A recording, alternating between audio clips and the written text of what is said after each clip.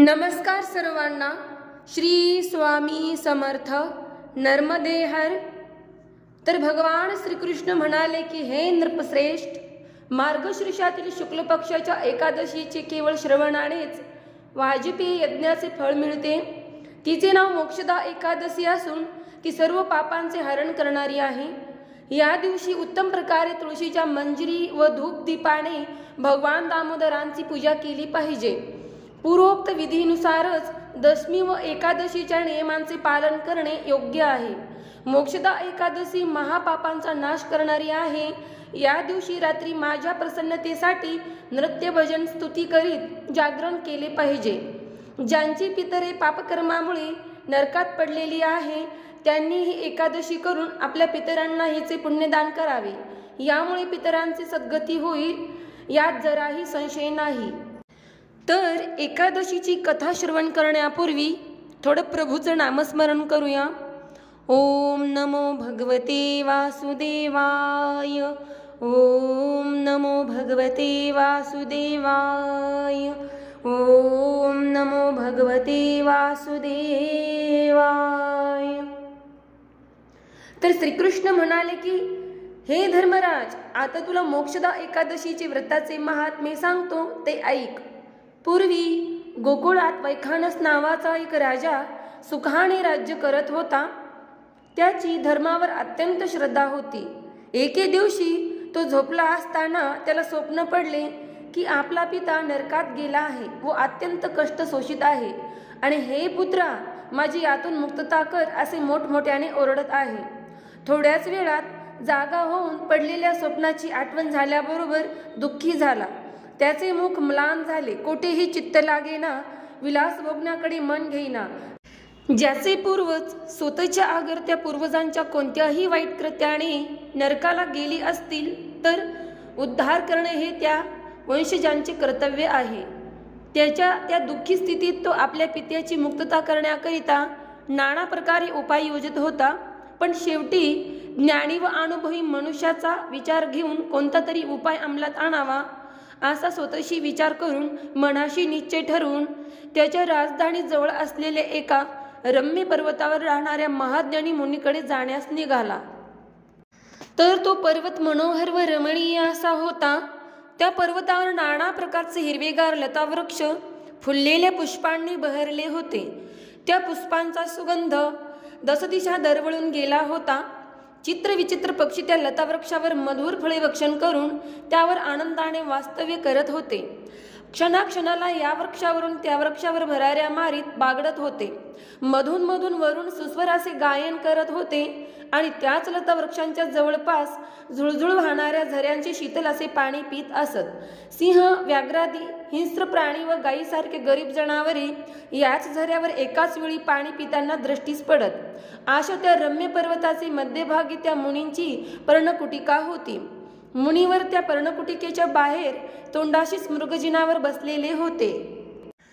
त्यांच्या मस्तकावर जटाजूट होत्या, कटीला कोपिण होती, सर्वांग भस्माने चर्चित होते व चेहरा ज्ञानामुळे सतेज दिसत होता. इतकेच नव्हे तर त्याच्या भोवती सुद्धा त्या ज्ञानाची दिव्य प्रभा पसरली होती.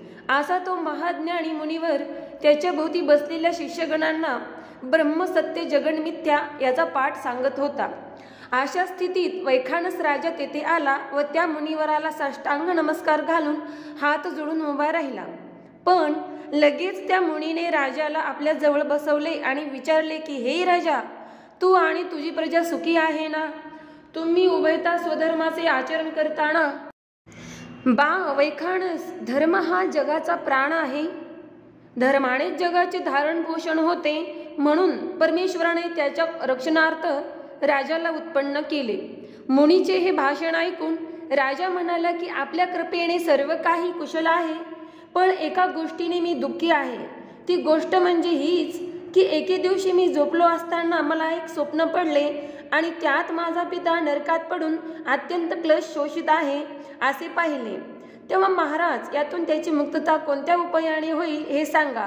आणि दुसरी गोष्ट, माझा पिता पुण्यवान असताना नरकात कसा गेला हेही सांगा.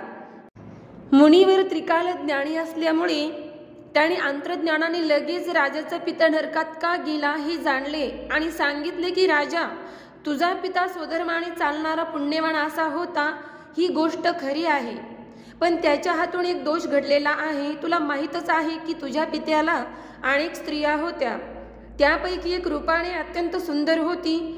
तिचा तो सुंदरपणा तिच्या उत्कृष्ट व तेजस्वी अशा गुणाने व जे गुण पातिव्रत्याच्या दिदीप्यमान तेजाने अधिक तेजस्वी झालेले होते, अशा गुणाने विशेष खुलून दिसत होता.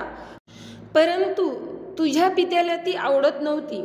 एकदा ती नवयौवना ऋतुस्नानानंतर चौथ्या दिवशी मदनाच्या बाणाने विव्हळ झाली. तिच्या सुकुमार कोमल देहाचा दाह होऊ लागला. तेव्हा ती नटून विलास भोगण्याकरिता शृंगार मंदिरात राजाकडे आपल्या पतीकडे गेली, पण राजाने तिचा तिरस्कार करून तिला झिडकारले. तरीही पण तिने पुन्हा महाराज, यावेळी मला झिडकारू नका असे म्हणून त्याच्या गळ्यात मिठी मारली, वक्षस्थलावर मान टाकली आणि चुंबनाकरिता आपला गुलाबी गाल पुढे केला. पण राजाने पुन्हा तिला झिडकारून त्या शृंगार मंदिराच्या बाहेर घालवले. तेव्हा ती दाराबाहेर विवळ होऊन पडली. राजा, याच दोषाने तुझा पिता नरकाला गेला आहे. पत्नी कामुक होऊन विलास भोगण्याकरिता पतीकडे गेली असता पतीने जर तिला विलास भोग दिला नाही तर पतीला त्याचा दोष लागतो. आता तू मोक्षदा एकादशीचे व्रत सामान्य एकादशी व्रतात सांगितल्याप्रमाणे करशील व ते पुण्य तुझ्या पित्याला अर्पण करशील तर तुझ्या पित्याची नरकातून मुक्तता होईल. याप्रमाणे त्या मुनीचे भाषण श्रवण करून तो राजा परत आपल्या राजवाड्याकडे आला व पुढे मोक्षदा एकादशीचे व्रत विधियुक्त केले. तेव्हा त्याच्या पित्याची नरकातून मुक्तता होऊन तो सद्गतीस गेला. हे धर्मराजा, हे मोक्षदा एकादशीचे व्रत जे कोणी करतील व महात्म्य ऐकतील ते सर्व पापातून मुक्त होऊन अंती सद्गतीला जातील. तर मार्गशीर्ष शुक्ल पक्षातील एकादशीला मोक्षदा एकादशी असे म्हणतात. तर एकादशीची कथा इथे समाप्त झालेली आहे. धन्यवाद. श्री स्वामी समर्थ. नर्मदे हर.